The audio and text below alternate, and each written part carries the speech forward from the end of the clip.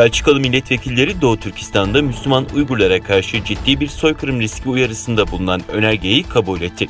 Son yıllarda başta batılı ülkeler olmak üzere birçok devlet Pekin'in bölgedeki insan hakları ihlallerini kınıyor. Çevreci bir milletvekilinin Ajans France Press'e verdiği demeçte Dış İlişkiler Komitesi'ndeki oylamadan çıkan sonucun 1 Temmuz'da Temsilciler Meclisi'ndeki genel kurul toplantısında oylanması gerektiğini söyledi.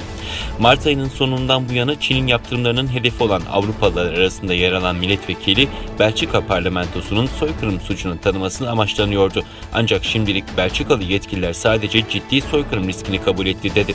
Ana metin her ne kadar hafifletilse de milletvekili bu oylamanın birkaç ay önce tahmin edilemeyen tarihi bir gelişme olduğunu ifade etti. Metin yazarlarına göre Belçika parlamentosu Kanada, Hollanda, Birleşik Krallık, Litvanya ve Çek Cumhuriyeti'nden sonra Uygurlara karşı devam eden insanlığa karşı suçları kınayan dünyadaki 6. demokratik meclis oldu.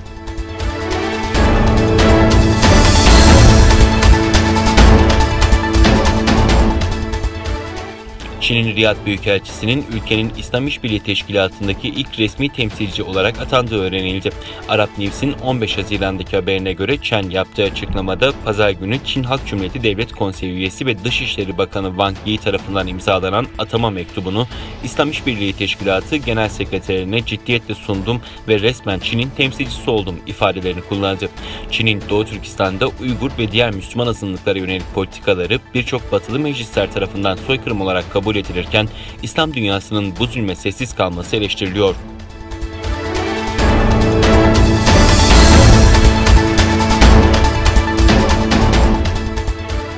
NATO'nun Çin'i tehdit olarak görmesine karşılık veren Çin'in AB misyonu NATO zirvesinin sonuç bildirisine yönelik bunun bir soğuk savaş zihniyeti olduğunu söyledi. Batı'nın Çin'i tehdit olarak görmesine ilişkin NATO liderleri Çin'in hem ekonomik hem de askeri anlamda artan gücüne yönelik karşı durma çağrısı yaptı. Aynı zamanda Çin'deki otoriterleşme eğilimlerinin tehdit olarak görüldüğü açıklanmıştı.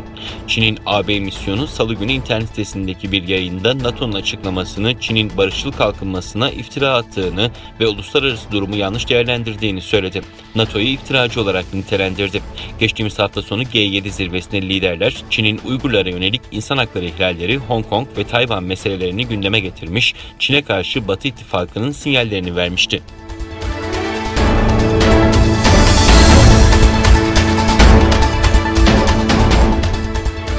Tayvan, Çin Halk Kurtuluş Ordusu'na ait 28 savaş uçağının hava savunma tanımlama sahasını ihlal ettiğini duyurdu.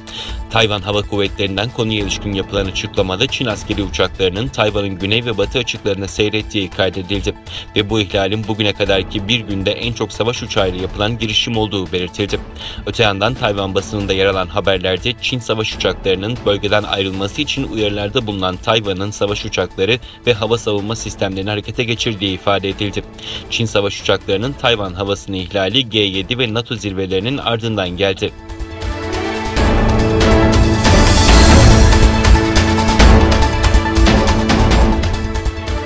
Çin'in Guangdong eyaletindeki taşıyan nükleer santralinde yaşanan sızıntıyla ilgili şüpheler giderek büyüyor. CNN'de yer alan habere göre Fransız şirketin olağan dışı şikayeti üzerine ABD hükümeti harekete geçti. Santralde yaşanabilecek bir kaza ya da büyük bir sızıntının koronavirüs salgınından bile daha büyük bir felaket meydana getirmesinden korkuluyor.